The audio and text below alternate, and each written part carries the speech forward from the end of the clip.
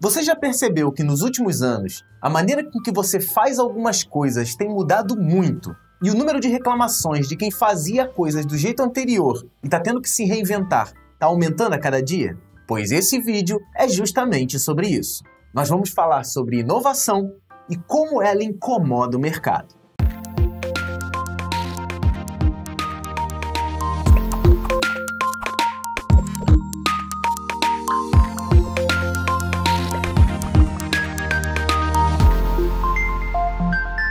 Olá, pequeno gafanhoto! Seja bem-vindo a mais um vídeo do seu curso de Marketing Digital.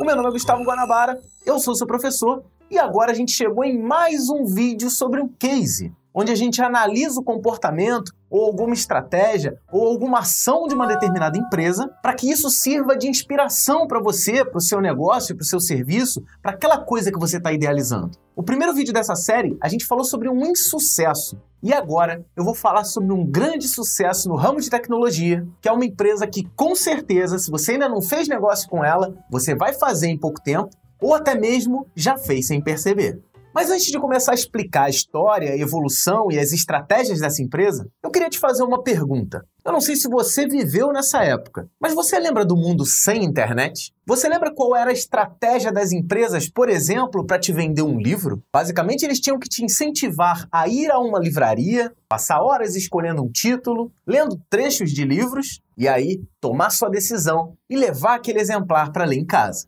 E com certeza você já deve ter percebido que isso mudou pra caramba de uns anos pra cá. E não foi só o ato de comprar livro, não. O ato de ir ao banco mudou pra caramba pra você. O ato de se transportar de um lugar pro outro. E até o simples ato de comprar um ingresso para ir ao cinema. Tudo isso mudou, tá mudando e ainda vai mudar muito. E sabe qual é a única estratégia que não funciona? Ficar de braço cruzado, fazendo bico e reclamando.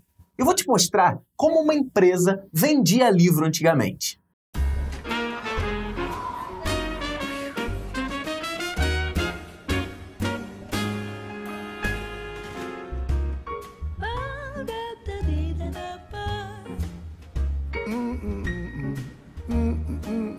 I said I really can't stay. Baby, it's cold outside. I have to go away. Baby, it's cold outside. I wish I knew Your how eyes are like starlight to now. break this spell. I'll take your hat, your hair looks I swell. ought to say no, no, no, Mind sir. if I move in At closer? least I'm gonna say that I tried. What's the sense of hurting my I pride? really can't stay. Baby, it's cold outside.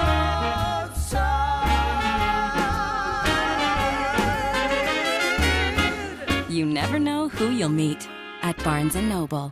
E aí, você viu essa propaganda, não viu? E se eu te disser que essa propaganda ela é atual, ela não é antiga? Eu vou te mostrar como é uma maneira nova de vender livros. Quem tem um Kindle lê mais livros do que lia antes, quase 4 vezes mais. E agora você pode ler sempre que quiser com os novos Kindle Paperwhite e Kindle Paperwhite 3G. Tudo começa com o nosso novo visor Paperwhite, apresentando a tela sensível ao toque de maior resolução que já produzimos. Com 62% mais pixels do que os Kindles anteriores, o texto agora está mais claro e nítido, em todos os tamanhos. Mesmo sob forte luz do sol, as palavras são nítidas e fáceis de ler, sem nenhum reflexo na tela. E agora você pode ler em qualquer lugar e a qualquer hora que quiser, graças a uma nova luz frontal que faz a tela ficar mais branca e mais clara em todos os ambientes. Por fim, nós desenhamos o Kindle Paperwhite para gerenciar energia de forma tão eficaz que você terá até 2 meses de uso com uma única carga. Mesmo com todas essas funcionalidades, o Kindle Paperwhite é mais fino que uma revista e pesa pouco mais que 200 gramas, para que você possa levar sua biblioteca para onde for. Quando terminar sua leitura, use o Wi-Fi embutido para baixar um novo livro sem fio em menos de 60 segundos. Mas a melhor parte sobre o Kindle Paperwhite é quantas opções de leitura você tem, incluindo mais de 1 milhão de livros por apenas R$ 19,99 ou menos. Novos Kindle Paperwhite e Kindle Paperwhite 3G, os leitores digitais mais avançados do mundo. E aí, notou a diferença? E é justamente nisso que eu vou focar nesse vídeo aqui para você. Muitas empresas, como por exemplo a Barnes & Noble, que foi a da primeira propaganda, elas demoraram muito tempo para perceber que o surgimento da internet era uma grande oportunidade para fazer negócios. E eu não estou falando isso dos anos 2000 para cá, onde a internet já estava na casa de todo mundo. Eu estou falando da época em que ela era uma incerteza, que ela era uma grande dúvida. Nessa época, a internet servia para quê? E não vai pensando que eu estou falando sobre bancos online, lojas online. Não, eu estou falando do ano de 1993. A internet ainda era uma pequena mocinha e não tinha nem 10% dos recursos que a gente tem hoje. E foi nesse cenário, foi nessa situação em que surgiu a história que eu venho contar para você. E a empresa da vez, que eu vou falar agora, ela surgiu em 1994. É a Amazon.com. E é muito legal a gente dar uma estudada sobre o surgimento e evolução dessa empresa, porque ela é focada em alguns fundamentos importantíssimos para todo o negócio: inovação e persistência. Quantas vezes você criou uma coisa ou teve uma ideia e um monte de gente chegou para você e falou assim: ah, mas isso é maluquice, isso não vai dar certo, isso é muita loucura. Tenta se basear em uma coisa que já existe, tenta ser mais pé no chão. Você com certeza já ouviu uma dessas frases. E eu vou falar aqui de um jovem chamado Jeffrey, que nasceu em 1964 no Novo México, Estados Unidos. Ele nasceu numa família muito pobre e foi abandonado ao completar 1 ano de idade. Ao completar 4 anos, ele foi adotado pela família Bezos. E aí acabou ganhando o nome que ele é conhecido até hoje: Jeffrey Bezos, ou simplesmente Jeff Bezos. E logo de cara, a família adotiva dele e todos os amigos começaram a perceber uma coisa: o Jeff não era uma criança normal. Ele tinha uma inteligência um pouco acima do normal, segundo os próprios professores diziam. E quando ele era um pequeno jovem, lá no finalzinho da década de 70, ele se apaixonou pela computação. E eu não estou falando dos computadores de hoje em dia, não. Eu estou falando dos computadores lá da década de 70 e década de 80. Aqueles trambolhos gigantes. Ele gostou muito disso e resolveu seguir carreira. E, por fim, acabou se formando em ciência da computação pela Universidade de Princeton, que é bastante premiada nos Estados Unidos. E aí começou a jornada de um jovem muito determinado, que teve como uma das primeiras experiências profissionais ir para Nova York e trabalhar na Wall Street. Lá ele aplicou todos os conhecimentos de tecnologia que ele tinha acabado de aprender e começou a criar sistemas para fundos de investimento. Logo, logo ele começou a ficar famoso por isso e crescer dentro do mercado financeiro e a ganhar muito dinheiro com isso. E só para você ter uma ideia, aos 26 anos ele já era vice-presidente de um fundo de investimento em Wall Street. E como muitos podem pensar, ele já estava com a vida ganha, já estava com a estabilidade que ele precisava.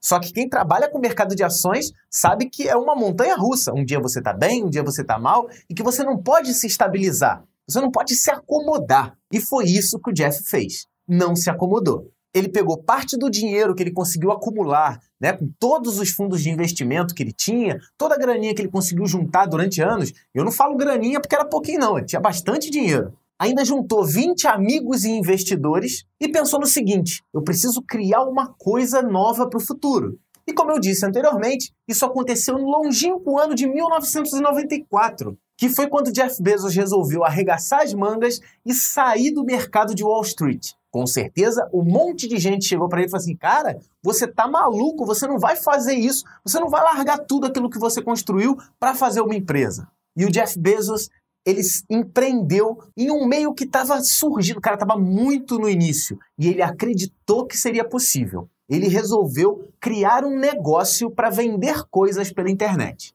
E hoje em dia, isso até pode parecer loucura para muita gente, mas simplesmente não existia nenhuma empresa vendendo nada na internet. Mas o Jeff Bezos, esse cara aqui, que apesar de estar rindo pra caramba e ser conhecido muito pela risada dele, ele é reconhecido melhor por ser um cara mais fechadão, que não leva desaforo pra casa, um cara um pouco mais sério, mas muito focado nos seus objetivos. E ele falou o seguinte: cara, eu vou criar uma empresa. E como ele era um cara esperto, já acostumado com o mercado financeiro, ele falou o seguinte: vou sair de Nova York, que tudo é muito caro, e vou para uma cidade onde os impostos são mais baratos.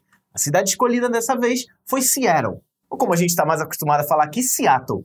E ele tinha uma ideia de vender coisas, mas ele não tinha certeza do que era. E aí o que ele começou a fazer? Aquilo que a gente viu durante as aulas de marketing. Ele começou a fazer uma pesquisa de mercado para saber, tá, se você, que é um usuário de internet, uma coisa que está surgindo agora, pudesse comprar alguma coisa, Qual o valor máximo que você gastaria? O que você estaria disposto a comprar? E aí ele fez uma lista de um monte de coisa que podia ser comprada. O primeiro da lista, por incrível que pareça, era a música. Muita gente estava disposta a comprar música pela internet. Só que aí o Jeffrey pensou, cara, vender música, eu posso arrumar um grande problema, eu não tenho uma entrada tão grande no mundo das gravadoras ou nos direitos autorais e tudo mais. Ficou com medo disso e pegou o segundo nome da lista, que seriam livros. Livro era uma coisa legal de ser vendida. Primeiro, ele era barato. Segundo, ele era leve. Terceiro, ele não quebrava no transporte.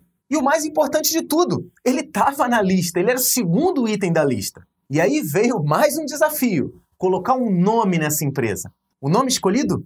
Cadabra, que era basicamente um pedaço da palavra abracadabra, que remetia à mágica, coisas mágicas acontecendo, que era meio que a internet prometia na época. Ele até gostou do nome, mas aí um amigo dele fez uma confusão com a palavra cadáver em inglês. E aí ele já desistiu da ideia. O segundo nome que ele pensou era Relentless, que em português significa implacável, que também é um nome muito forte. Só que aí o Jeff Bezos descobriu o seguinte, naquela época, em 1994, os mecanismos de busca nem existiam direito. O que existiam eram catálogos, como por exemplo o Yahoo, que colocava o nome das empresas ou as coisas em ordem alfabética. E aí ele pensou, eu preciso estar lá em cima na lista na hora de ter uma loja que vende livros. E a maior concorrência deles seria a Barnes & Noble, que foi aquela que eu mostrei a propaganda lá na frente e é a maior livraria dos Estados Unidos. E aí ele pensou, preciso arrumar um nome que comece com a letra A.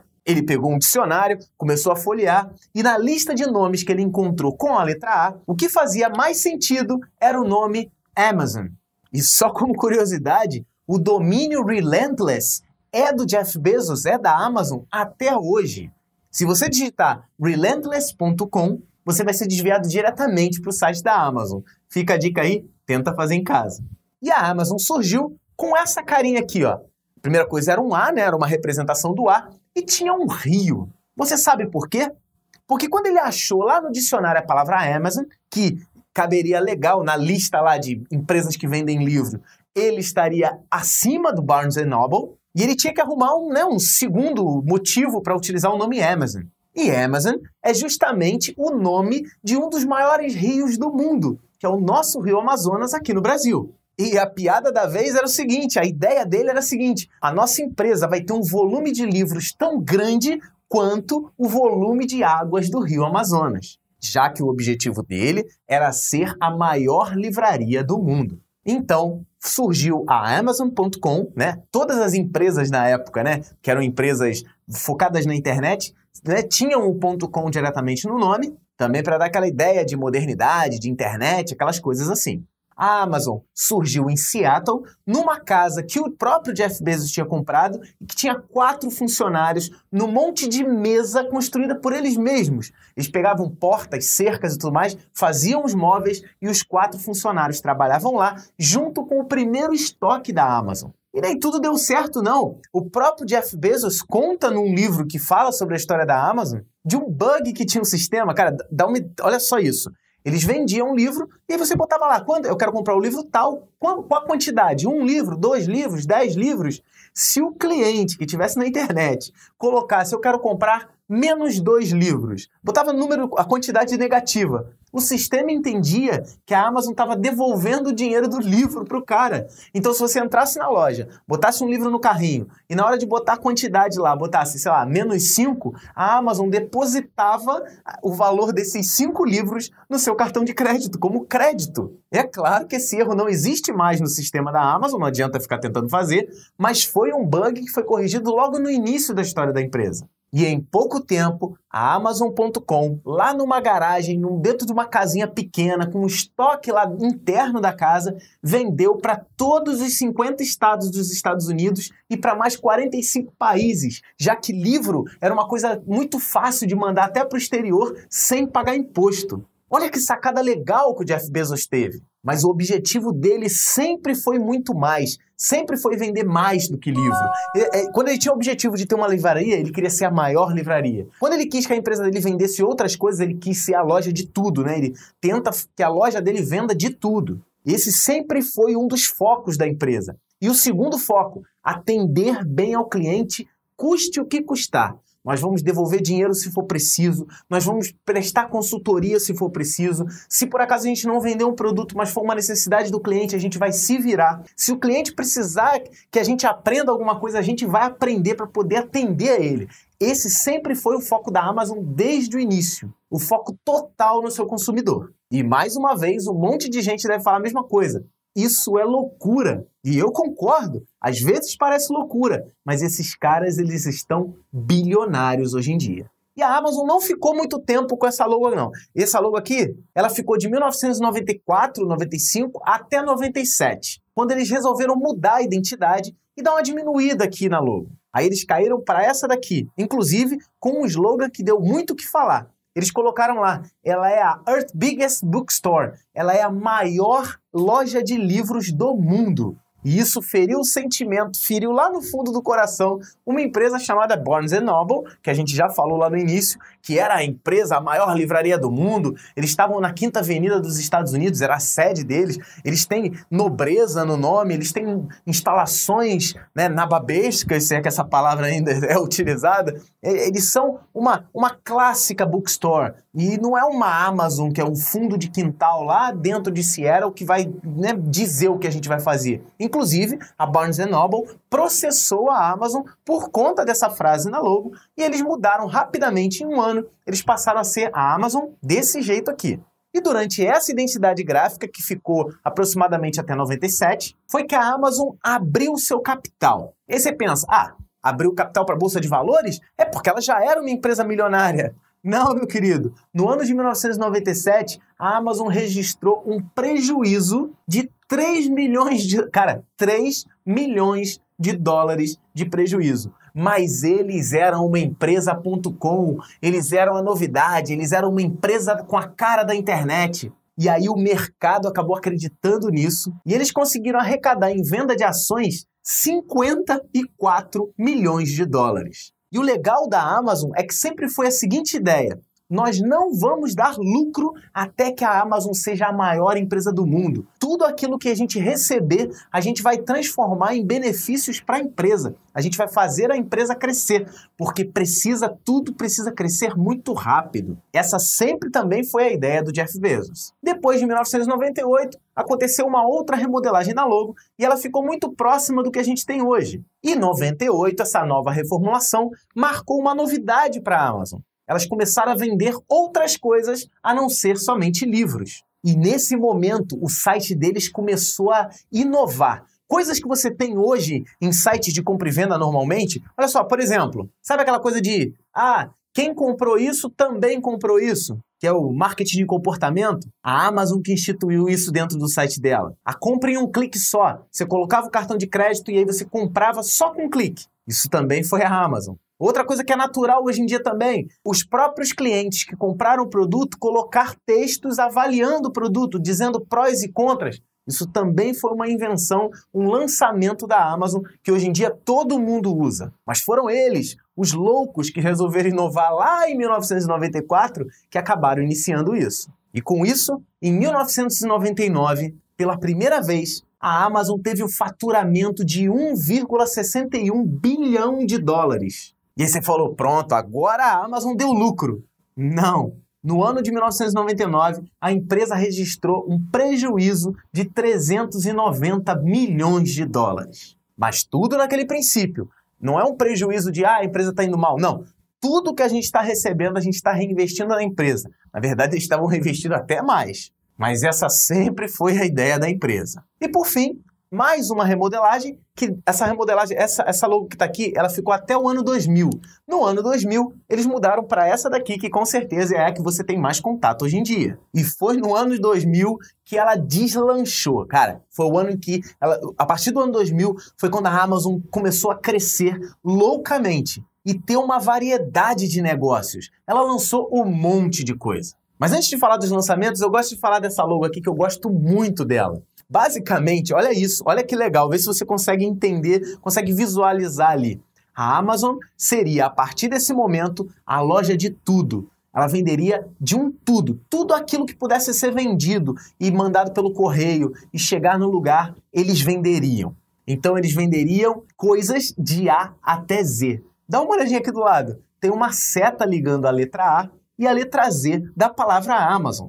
E outra coisa que está escondida nessa logo que pouca gente sabe é aquela fixação que o Jeff Bezos sempre teve na felicidade do cliente, no contentamento, na alegria de fazer negócio com a Amazon. Dá uma olhadinha nessa seta e vê se ela não parece aquele sorrisinho meio de lado, aquele sorrisinho de tipo, nossa, muito legal, cara. Então, isso daqui é a representação da Amazon até hoje. E só para falar algumas realizações da Amazon no ano 2000 para frente. Foi em 2005 que eles lançaram o serviço do Amazon Prime, onde você conseguia receber um produto com um tempo menor ainda, teria descontos, teria benefícios. Seria meio que um clube da Amazon, que o cara paga uma mensalidade para estar nesse clube e ser um cliente VIP, um cliente com atendimento diferenciado. Melhor até do que aquele cliente que não paga o Prime. E como eu disse, com vários benefícios. Em 2006, um ano depois, eles entraram no ramo dos servidores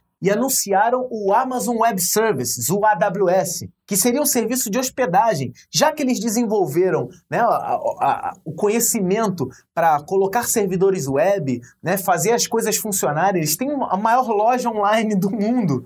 Então eles botaram toda a experiência deles em servidores que as pessoas podem ir lá e reservar e hospedar sites, hospedar serviços e tudo mais. Outro lançamento que aconteceu ainda nos anos 2000, em 2007, foi o lançamento dessa belezinha aqui, ó. O Kindle. Cara, eu gosto muito disso daqui. Vou até mostrar, ó, qual o livro que eu tô lendo. Olha o livro que eu tava lendo aqui. Esse livro é muito legal, ele tem no Kindle, obviamente, mas ele também tem em papel, você acha ele em vários lugares. Chama A Loja de Tudo, que é Jeff Bezos e a Era da Amazon, do Brad Stone. Cara, esse livro aqui é muito legal, ele mostra tudo isso que eu tô falando, só que eu tô falando de forma resumida, mas ele mostra, né, ele conta a história da Amazon de uma maneira muito única, bem legal de ser lido, uma leitura fácil, uma leitura leve, recomendo os dois, o livro e o leitor. Esse aqui, ó, vou até deixar ele aqui de pé.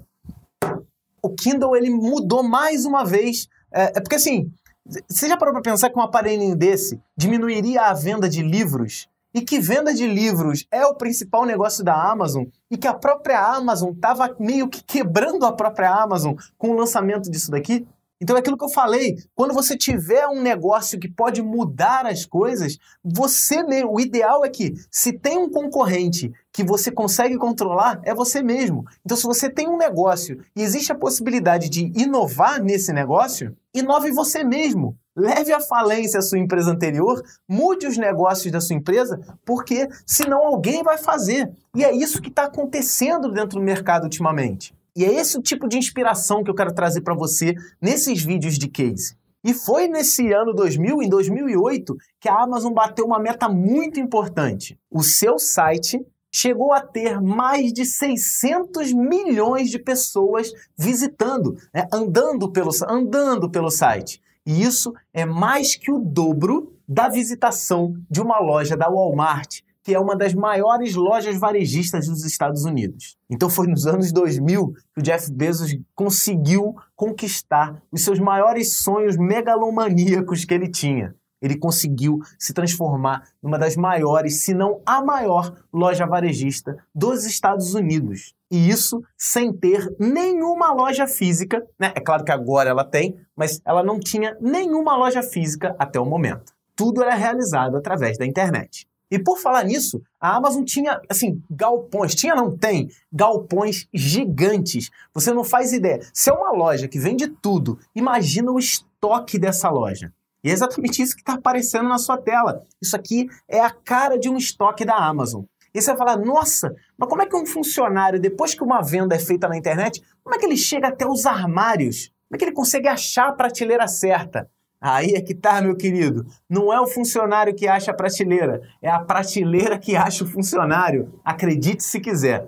Alguns dos pontos de estoque da Amazon tem esses robôs que estão aparecendo aí na tela, que eles vão buscar a mercadoria. Por exemplo, foi vendido um produto. Os robôs vão ver, né, dentro do sistema, automaticamente, vai lá, traz o armário até a pessoa que está fazendo o packing, né, o pick and packing, né, que é o pegar o produto e empacotar ele. E depois que o funcionário pegar o produto e empacotar, a prateleira volta exatamente para o mesmo lugar. O robô leva ele ou para o mesmo lugar ou para um lugar onde o sistema já tenha otimizado a posição. Por exemplo, se for uma prateleira que está saindo toda hora o produto, eles vão colocar o robô, vai levar a prateleira para mais perto, porque provavelmente alguma outra venda seja efetuada em menos tempo. Olha só a ideia dos caras. E olha só até que ponto chega o negócio. Existe para o assinante do Amazon Prime, aquele serviço que eu falei lá, né, de clientes VIPs, existe o sistema de entrega em poucas horas. Tem um sistema de entrega em armários, mas o mais interessante é esse sistema de entrega que está aparecendo aí. Imagina que o cara comprou uma coisa pequenininha, aí eu preciso entregar isso. O cara é assinante do Amazon Prime e tem ali o serviço de Premier. O que é o Premier? Ele vai receber o produto em casa entregue por drones. Sim, meu querido, você não está ficando maluco. Eu é que estou ficando maluco com essas histórias. Basicamente, ele vai pegar essa caixinha de produto, um drone vai levar até a casa do cara, né, do cliente, vai deixar lá e o sistema do Amazon Prime vai avisar ele, ó, tá chegando aí o produto. Ou então ele já tá aí no seu quintal, vai lá buscar. Você tem noção disso? E a Amazon chegou a criar agora, no ano retrasado, o sistema lá do Amazon Go, que é um mercado, uma espécie de loja que ainda está em período de teste, né? Acho que é em Seattle também. Eles sempre fazem as experiências dele na cidade de Seattle, que foi onde a empresa nasceu. Os funcionários, que são as únicas pessoas que podem acessar essa loja por enquanto, eles vão lá, os clientes, né, em potencial, vão lá, tiram o produto da prateleira, bota o produto no carrinho e escolhe o que quer, faz as suas compras e vai embora. Não passa num caixa. Quando ele chegar em casa, ele vai olhar lá no cartão de crédito dele e vai ver que tudo aquilo que ele comprou já foi pago no cartão de crédito. Ele tem sistemas de câmeras que conseguem identificar que produtos foram removidos, quem foi que removeu esse produto, qual é o usuário e debitar isso do cara. É impressionante esse tipo de tecnologia da Amazon. E ela é uma empresa que está sempre inovando, ela não para de investir. Tudo que ela inventa dá certo? Não, cara. Teve alguns inventos, como por exemplo, eles tentaram lançar um celular, que foi o Amazon Fire Phone. Eles lançaram um tablet também, o Amazon Fire, que não deram certo. Isso desmerece a empresa? Isso torna ela uma derrotada? Não, meu querido, porque quando a gente sonha alto, são muitos sonhos, muitos deles podem dar errado, mas muitos deles podem dar muito certo. E é nisso que a Amazon se foca. Eu vou tentar e tentar e tentar, se der errado, ou eu tento de novo, ou eu tento outra coisa. É assim que funciona a empresa do Jeff Bezos. Em 2015, a Amazon também lançou um monte de coisa também. Por exemplo, o Amazon Echo, que é um aparelho que você vai colocar na sua casa e conversar com uma assistente virtual, que é a Alexa. Você começa a pedir coisas. As campanhas da Amazon Echo são muito legais, elas sempre criam uma situação inusitada. Dá uma procurada aí sobre propagandas de Amazon Echo. Então você vai encontrar muita coisa aí em relação a isso. Em 2015 também eles lançaram a primeira loja física. Eles têm uma Amazon Bookstore em Seattle também, que era o grande sonho lá do Jeff Bezos desde o início, ser uma bookstore. Então tudo isso faz parte do sonho de uma pessoa. E aí, meu querido, não para por aí não. O império do Jeff Bezos só cresce nos últimos anos. Só para você ter uma ideia, ele foi um dos caras, um dos primeiros investidores do Google. Lá perto dos anos 2000, ele já tinha sua graninha, ele falou assim, cara, eu vou investir em algumas empresas. Ele investiu no Google, ele botou $250 mil. Ele é um dos investidores iniciais para o surgimento do Google. Você tem noção disso? Hoje ele tem uma empresa de exploração espacial. Ele tem um patrimônio estimado, olha isso, em quase 85 bilhões de dólares. Ele hoje figura na lista dos homens mais ricos do mundo. Ele hoje, se eu não me engano, está em 5º lugar, mas ele já chegou a ser o 3º homem mais rico do mundo. E a Amazon é uma empresa ultra valorizada também. Ela é uma das 10 maiores empresas do mundo, avaliada em mais de 38 bilhões de dólares. E o Jeff Bezos, acredite se quiser, ele é um investidor ou comprou algumas empresas. Dá só uma olhada na lista, onde tem a mão do Jeff Bezos. Se não tem a mão, tem só o dinheiro. Empresas como Airbnb, Twitter IMDb, Uber e Zappos foram algumas em que o Jeff Bezos botou a mão, botou uma graninha lá e ele tem parte dos recebimentos, tem parte da empresa em nome dele. Se não toda, por exemplo, a Zappos é toda da Amazon. O IMDb também. Então é isso, cara. Esse cara aqui do lado é o Jeff Bezos. Goste você ou não dele, goste você ou não da estratégia dele, é impressionante o que esse cara conseguiu fazer de 1994 até aqui, transformando a Amazon de uma simples empresa de garagem que vendia livros a uma empresa mundial que vende de tudo. Eu espero que você tenha gostado desse vídeo, né? Mais esse vídeo de casos de sucesso no mundo da tecnologia e no mundo do empreendedorismo e de marketing digital. E eu espero, sinceramente, que você assista o nosso curso de marketing digital, que já está aqui, ó, disponível. Os princípios do marketing estão todos aqui em cima. Tem case, tem glossário, tem termos. Dá uma olhada aqui em cima, ó, clica no izinho de interatividade que você vai ver muita coisa que a gente preparou dentro desse curso de marketing que com certeza está muito caprichado para você. E o melhor de tudo, ele é totalmente grátis. Mostre para os seus amigos, porque com certeza eles também vão gostar muito de saber a história da Amazon.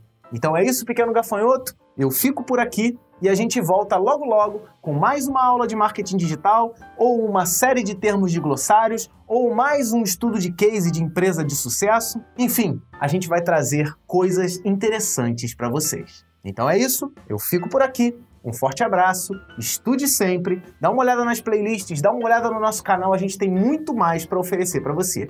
Um forte abraço e até a próxima!